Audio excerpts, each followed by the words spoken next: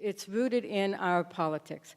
Now, we're going to find out what that is, we're going to find out what we can do about it, and we're going to find out it's really related to some very complicated shifting demographics, some complicated economics, and some geographic shifts that we're having.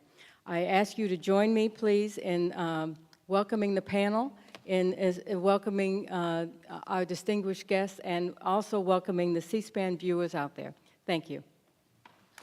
So when you look at these numbers here, what you'll see is that the white population, these are numbers from 2000 and 2011. The white population in the urban suburbs has dropped by 4 percentage points. And it's dropped everywhere, but the interesting thing in the burbs is it's now, the urban burbs, is it's now below 70%. It's 69%. In fact, there's now only a 9 percentage point divide in terms of the percentage of white population in the big city counties and the urban burbs. There was a 14 percentage point difference in 2000. There's now only a 9 percentage point difference, and that's actually because the big cities, through gentrification, these big city counties have actually grown whiter in some ways. Now, if you go back just 6 years ago, 7 years ago, in 2006, on the left there, the same question about global warming, and you see the breakdown between the 4 categories, not so much of a divide anymore. Right? So even just 7 years ago, folks who lived in the big cities, the suburbs, the middle suburbs, the exurbs, they all thought that global warming was a problem at about a 75% rate. And then you fast forward to 2012, and that divide is clearly present between, on the one hand, big cities and urban suburbs, and middle suburbs and exurbs.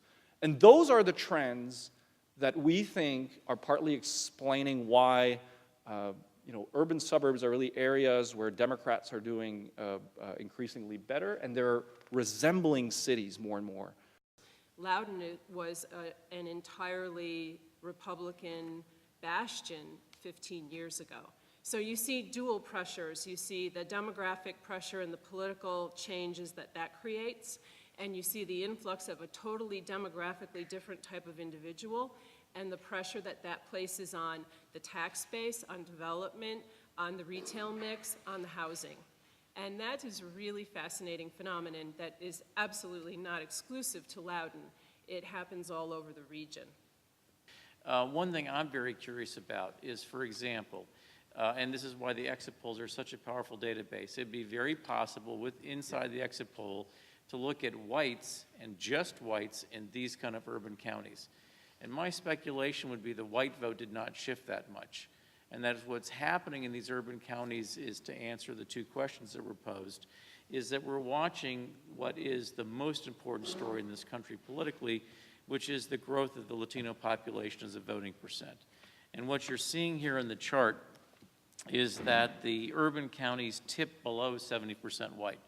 And when, in today's political terms, when you drop below 70% white, Republicans lose.